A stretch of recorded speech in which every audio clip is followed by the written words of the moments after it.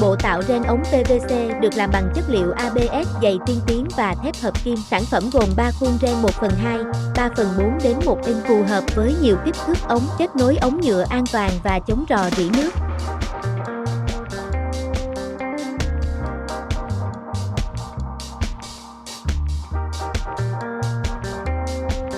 Nếu các bạn thấy video này của mình có ích thì hãy like, share và đăng ký kênh, và nhớ nhấn vào cái chuông để nhận thông báo khi mình ra video mới nhất nhé.